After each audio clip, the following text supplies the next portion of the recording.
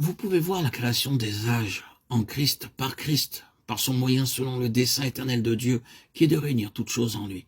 Non seulement toutes choses de notre petite vie, de notre salut individuel, mais toutes choses d'un vaste univers, comme une révélation de Christ, tout étant amené par révélation à la compréhension spirituelle de l'homme, et l'homme y étant introduit.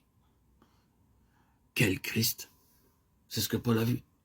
Et ceci peut bien être résumé par ses propres paroles. L'excellence de la connaissance de Christ, Jésus mon Seigneur.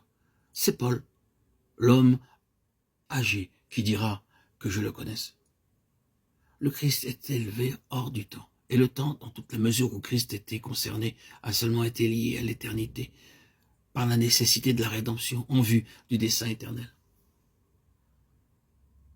Nous devons nous arrêter ici pour l'instant, mais laissez-moi dire ceci, qu'avec sa conception toujours croissante de Christ, il y avait un élargissement correspondant dans sa conception des croyants. Les croyants furent destinés à assumer une signification énorme. Le fait de sauver des hommes du péché, de la mort et de l'enfer et de les amener au ciel n'était rien comparé à ce que Paul a vu quant à la signification d'un croyant maintenant. Tout ce qu'il a vu concernant Christ dans son dessein éternel, qui est à la fois éternel, universel, vaste et infini, concerne maintenant les croyants. En lui, Dieu nous a élus avant la fondation du monde pour que nous servions à célébrer sa gloire dans les âges à venir. Éphésiens 1, 4, 12. Les croyants sont également élevés hors du temps et il leur est donné une signification bien au-dessus de tout ce qui se trouve ici-bas. Nous devrons parler davantage de cela. Il y avait une nouvelle chose. Il pouvait correctement montrer la portée et la place de la rédemption. La rédemption pouvait être vue dans sa pleine étendue et comme étant quelque chose de plus que ce qui est simplement temporel. Elle est appelée une rédemption éternelle. La rédemption est quelque chose de plus que le fait de sauver des hommes et des femmes du péché et de leur état de pécheur.